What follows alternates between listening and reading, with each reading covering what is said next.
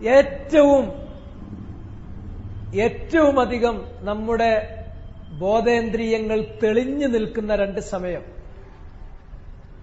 കണ്ണാകട്ടെ, ചെവിയാകട്ടെ, മനസ്സാകട്ടെ, അള്ളാഹ് നമുക്ക് നൽകിയിട്ടുള്ള ഇത്തരത്തിലുള്ള ഫാക്കൽറ്റികളെല്ലാം തെളിഞ്ഞു നിൽക്കുന്ന രണ്ട് സമയം, ഒന്ന് അസ്സബാഹ്, മറ്റൊന്ന് അൽ മസാ, പ്രഭാത പ്രദോഷം, രാവിലെ വൈകുന്നേരം. അതുകൊണ്ട് തന്നെ രാവിലെയും അതുപോലെ തന്നെ വൈകുന്നേരവും പ്രത്യേകമായ ദുആകൾ നബി സല്ലല്ലാഹു അലൈഹി വസല്ലം പഠിപ്പിച്ചു തന്നിട്ടുണ്ട്. രാവിലെ എന്നതുകൊണ്ട് ഉദ്ദേശിക്കുന്നത് സുബഹ് നമസ്കാരവും അതിന് ശേഷമുള്ള ദിക്റും കഴിഞ്ഞതിന് ശേഷം ഉള്ള സമയമാണ്. വൈകുന്നേരം എന്നതുകൊണ്ട് ഉദ്ദേശിക്കുന്നത് അസ്ർ നമസ്കാരവും ദിക്റുകളും ഒക്കെ കഴിഞ്ഞ് പിന്നെ സൂര്യൻ അസ്തമിക്കുന്നത് വരെയുള്ള സമയമാണ്. ഈ സമയത്ത് നിങ്ങൾ നോക്കുക, ശ്രദ്ധിച്ചു നോക്കിയാൽ നിങ്ങൾക്ക് തന്നെ മനസ്സിലാകും, നമ്മൾ ഈ സമയം പലപ്പോഴും വേറെ പല കാര്യത്തിനും വേണ്ടിയിട്ടാണ് ചെലവാക്കുക. പന്തളിക്കാൻ നമ്മൾ കണ്ടെത്തിയ സമയമാണ് വൈകുന്നേരം. ഒരിക്കലും പന്തളിക്ക് പറ്റിയ സമയമല്ല, നല്ല സമയം. അല്ലെങ്കിൽ വെറുതെ സമയം കൊല്ലുക എന്ന് പറഞ്ഞിട്ട് പ്രയോഗമുണ്ട്, ടൈം പാസ്. അങ്ങനെ സമയം കൊല്ലാൻ വേണ്ടി അവിടെ ഇവിടെയും പോയി നോക്കിക്കുന്ന അല്ല, ഇത് വളരെ ശ്രേഷ്ഠമായൊരു സമയമാണ്. നമ്മുടെ ശരീരത്തിന്റെ ക്ലോക്ക് നിങ്ങൾ പഠിക്കുകയാണെങ്കിൽ ഏറ്റവും ശ്രേഷ്ഠമായ സമയങ്ങളിൽ ഒന്നാണ് ഈ പ്രഭാത പ്രദോഷ സമയം. രാവിലെ ആണെങ്കിൽ ഒന്നുകിൽ കടന്നുറങ്ങും, അല്ലെങ്കിൽ ബാത്റൂമും കുളി ഒരുങ്ങലും ആക്കിയിട്ട് ആ നേരം അങ്ങനെ പോകും. അല്ല, ഒരു കാര്യം പഠിക്കണമെങ്കിൽ അതേമാതിരി നമ്മൾ ഇലാഹിയായിട്ടുള്ള അല്ലാഹു സുബ്ഹാനഹു വ തആലയുമായിട്ട് നമുക്കുള്ള നമ്മുടെ സപ്ലിക്കേഷൻസ്, നമ്മുടെ പ്രാർത്ഥനകൾ, നമ്മുടെ ആവശ്യങ്ങൾ, നമ്മുടെ ദുആകൾ, ഇതൊക്കെ ചോദിക്കാൻ പറ്റിയ ഏറ്റവും തെളിഞ്ഞു നിൽക്കുന്ന സമയമാണ്. ഈ സമയത്ത് പ്രത്യേകമായ ദിക്റുകൾ, ദുആകൾ ചൊല്ലാൻ വേണ്ടി നബി സല്ലല്ലാഹു അലൈഹി വസല്ലം നമ്മെ പഠിപ്പിച്ചിട്ടുണ്ട്, കൽപ്പിച്ചിട്ടുണ്ട്. അതിൽ ഒരുപാട് ദിക്റുകളും ദുആകളും വന്നിട്ടുണ്ട്. വന്നതിൽ നിന്ന് ഓരോരുത്തരും അവനവന് സൗകര്യപ്പെടുന്നത് കുറച്ചെങ്കിലും ദുആകൾ നടത്തല് നിർബന്ധമാണ്. ആ ദുആകൾ ചിലപ്പോൾ വന്ന റിവായത്തിൽ വന്നത് അധികവും നമുക്ക് ചൊല്ലാൻ സൗകര്യപ്പെട്ടാൽ ചൊല്ലുക, ഇനി അതിന് നമുക്ക് സൗകര്യമില്ലെങ്കിൽ കുറച്ചെങ്കിലും ചൊല്ലുക. പക്ഷെ ഒരു കാരണവശാലും വിട്ടുപോകാതെ പതിവാക്കേണ്ട ദുആയാണ് രാവിലെകളിൽ വൈകുന്നേരങ്ങളിൽ, അത് തന്നെയും 3 തവണ ബിസ്മില്ലാഹില്ലദീ ലാ യദുറു മഅസ്മിഹി ശൈഉൻ ഫിൽ അർളി വലാ ഫിസ് സമാ വഹുവസ് സമീഉൽ അലീം. ഇത് നമ്മുടെ കൂട്ടത്തിൽ ഏതാണ്ട് ആളുകൾക്കൊക്കെ മനപ്പാടുണ്ടാകും. മനപ്പാടുള്ള ആളുകൾ ചൊല്ലുന്നുണ്ടാകണം. ഇല്ലാത്ത ആളുകൾ ഈ മജ്‌ലിസ് കഴിഞ്ഞ് പിരിഞ്ഞു പോകുമ്പോൾ അറിയുന്നവരെ കൊണ്ട് അതൊന്ന് ചൊല്ലിച്ച് ഉറപ്പാക്കണം. ഞാൻ പറഞ്ഞത് നമ്മൾ കുറെ കാര്യം പറയലല്ല, ആ കാര്യം നമ്മൾ ചെയ്യലാണ്, അമലിയാണ്, തത്ബീഖിയാണ്.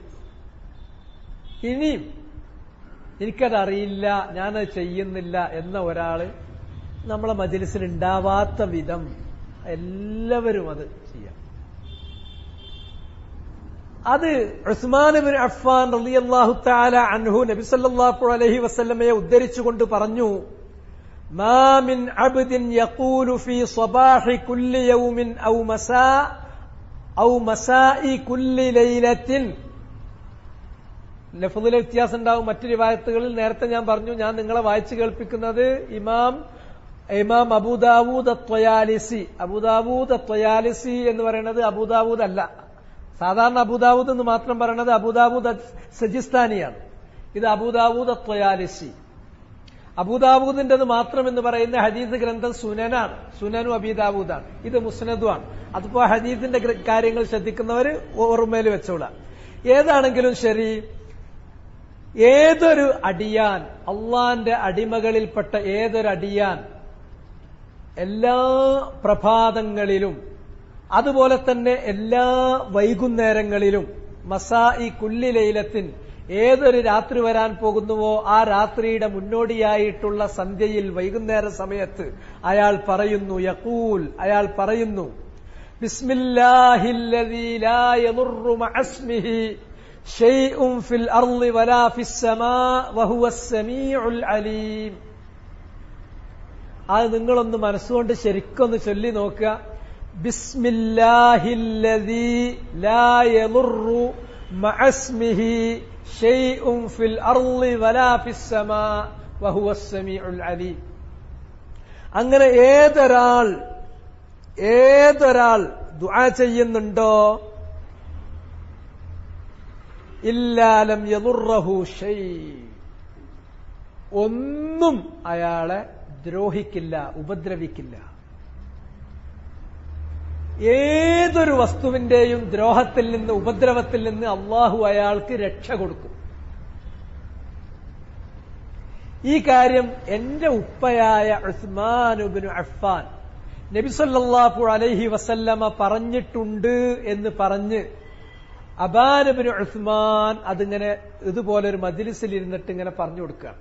യുഹദ്ദിസ്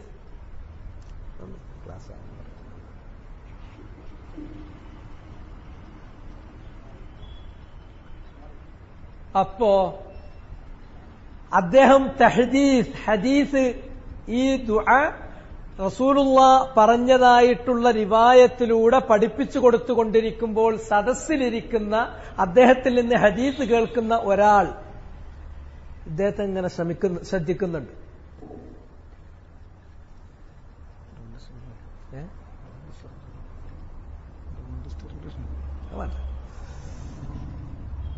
കാരണം അബാൻ ഇബ്നു ഉസ്മാൻ ഇബ്നു അഫ്ഫാന്റെ മകനായ അബാൻ, അദ്ദേഹത്തെ സംബന്ധിച്ചിടത്തോളം വകാന അബാനു അസ്വാബഹു റീഹും മിനൽ ഫാലജ്, അദ്ദേഹത്തിന് ബാധിച്ചിട്ടുണ്ടായിരുന്നു.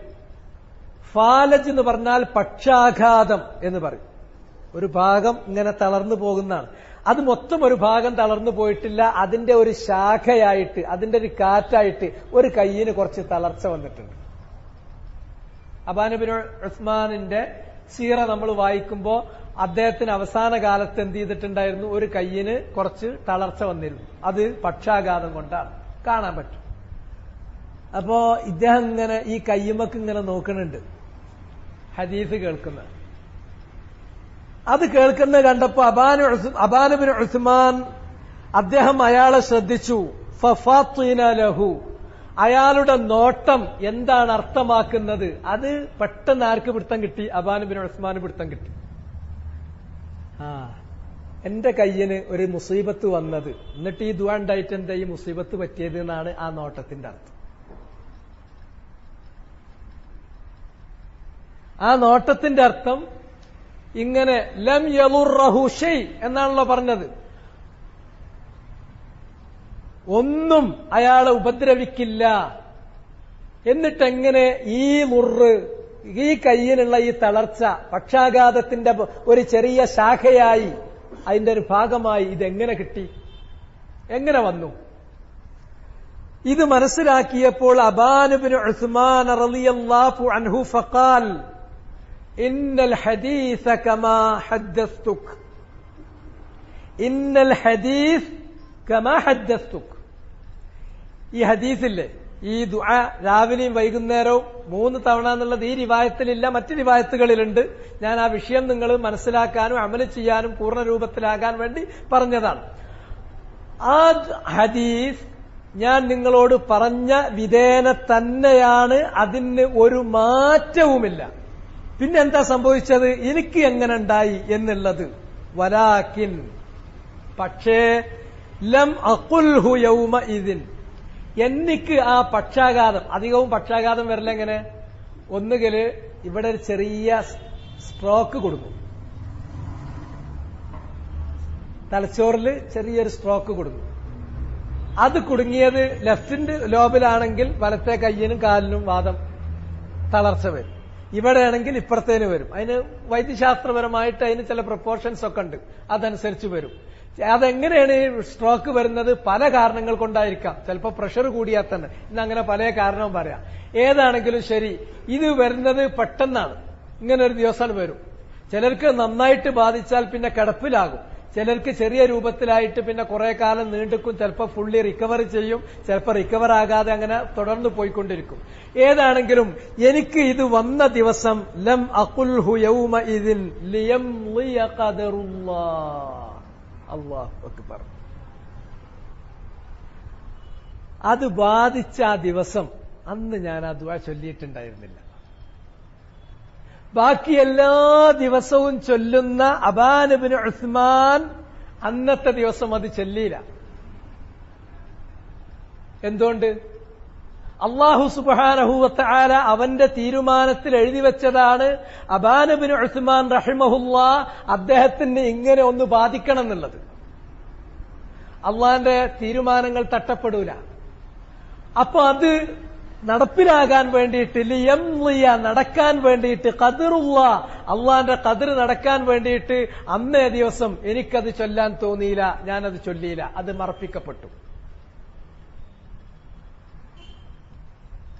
അപ്പോ ആ വചനത്തിന്റെ ശക്തി, ആ ദുആന്റെ ശക്തി, അള്ളാ എന്നുള്ള ഇസ്മുൽ ജലാലത്തിന്റെ ശക്തി അതുണ്ടെങ്കിൽ തട്ടൂല.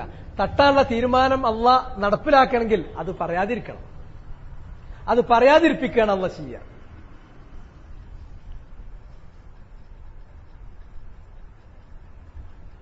ഇപ്പൊ ഇത് ഇനി അതിന്റെ അപ്പുറത്തേക്ക് ഞാൻ വിശദീകരിക്കേണ്ടതില്ലല്ലോ, നമുക്കൊക്കെ അറിയാം. ഇനി ബാക്കി നിങ്ങൾ മനസ്സിലാക്കിയാൽ നിങ്ങൾ ആലോചിച്ചാൽ മതി. ആ ദുആന്റെ അർത്ഥം പറയാം. ബിസ്മില്ലാഹ്, അല്ലാ എന്നുള്ള നാമം കൊണ്ട് ഞാൻ സഹായം ചോദിക്കുകയാണ്. എല്ലാവിധത്തിലുള്ള ഉപകാരങ്ങളും നന്മകളും എനിക്ക് കിട്ടണമെന്ന്, തൗഫീഖ് ഉണ്ടാകണമെന്ന്, എല്ലാ തരത്തിൽ ഞാൻ ഭയപ്പെടുന്ന ആപത്ത് മുസീബത്തുകളിൽ നിന്നും എനിക്ക് രക്ഷ കിട്ടണമെന്ന്, അള്ളാഹുവേ നിന്റെ ബറക്കത്ത് എനിക്ക് വരണമെന്ന്, അള്ളാഹുവേ നിന്റെ എല്ലാ തരത്തിലുള്ള ശിക്ഷകളിൽ നിന്നും നിഖ്മത്തുകളിൽ നിന്നും നീ നൽകുന്ന പരീക്ഷണങ്ങളിൽ നിന്നും എന്നെ നീ കാക്കണമെന്ന് ഞാൻ നിന്റെ പേരുകൊണ്ട് ഞാൻ ചോദിക്കുകയാണ്. അള്ളാ എന്നുള്ള ആ പേരിന്റെ പ്രത്യേകത അല്ലദീ ലാ യദുറു മഅസ്മിഹി ഷൈ, അവന്റെ ആ മഹത്തായ നാമം നമ്മൾ ഉച്ചരിച്ചാൽ, ആ നാമം ഉച്ചരിച്ചുകൊണ്ട് അള്ളാഹിനോട് ചോദിക്കുന്നിടത്തോളം കാലം ഒന്നും തന്നെ അയാളെ ഉപദ്രവിക്കില്ല. ഫിൽ അർളി വലാ ഫിസ്സമാ, ഭൂലോകത്ത് കീഴ്ലോകത്തുള്ള ഒന്നും ഉപദ്രവിക്കില്ല, ഉപരിലോകത്ത് ആകാശലോകത്തുള്ള ഒന്നും അവനെ ഉപദ്രവിക്കില്ല. വഹുവസ് സമീഉൽ അലീം. കാരണം ആരെ പേര് ചൊല്ലിയിട്ടാ നിങ്ങൾ സഹായം കാവല് ചോദിച്ചത്? അള്ളാന്റെയാണ്. അവനെല്ലാം കേൾക്കുന്നവനാണ്, എല്ലാം അറിയുന്നവനാണ്. അവന്റെ തീരുമാനത്തിൽ നിങ്ങൾക്ക് ഇനി ഒന്ന് തട്ടണമെന്നുണ്ടെങ്കിൽ അന്ന് അത് ചൊല്ലാതെ നിങ്ങളാണ്ട് അള്ളാഹ് മറക്കുന്നല്ലാതെ, ചൊല്ലിയാൽ പിന്നെ തട്ടൂല.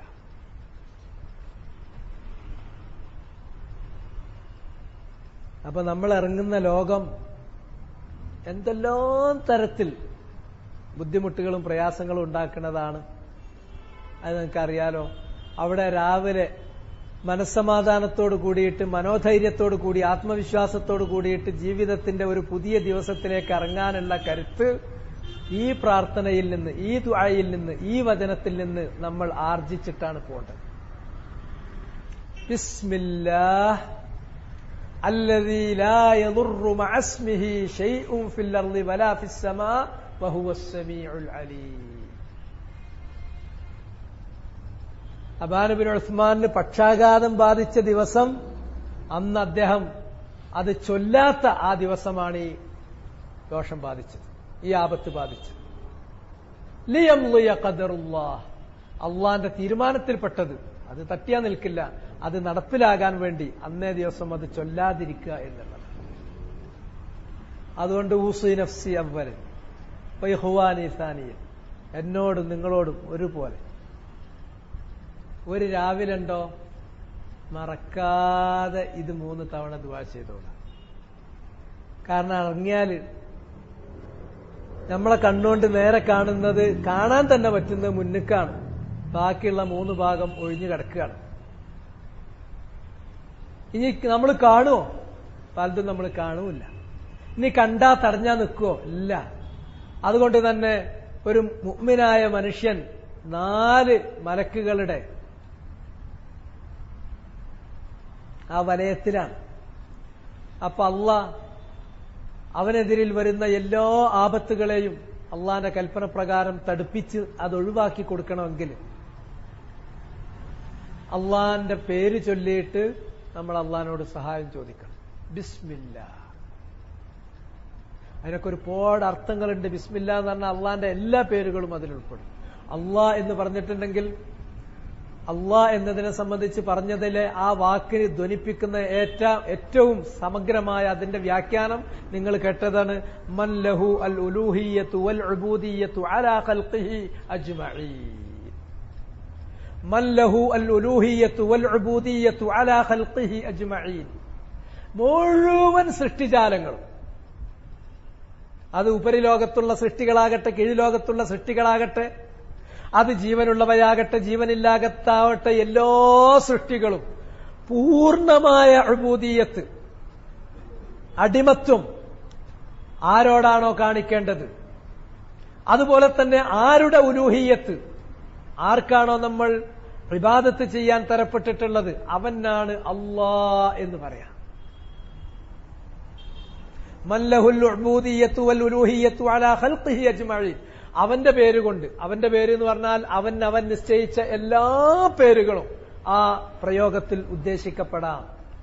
ആ പേര് ചൊല്ലിയിട്ട് അതിലെ ബർക്കത്ത് കൊണ്ട്, അതിന്റെ ഫള് കൊണ്ട് അള്ളാഹിനോട് ചോദിക്കുന്നു, എല്ലാ തിന്മകളെയും തടുത്തു തരാൻ എല്ലാ ബർക്കത്തുകളും എന്നിലേക്ക് അള്ളാഹുവേ നീ വഴിഞ്ഞ് എന്നിലേക്ക് തിരിച്ചുവിടാൻ. അള്ളാന്റെ പേര് ചൊല്ലിയാൽ ലാ യദുറു മഅസ്മിഹി ശൈഉൻ ഫിൽ അർളി വലാ ഫിസ് സമാ, ഇവിടെ കീഴ്ലോകത്തെ എന്നല്ല ഉപരിലോകത്തു നിന്നുള്ള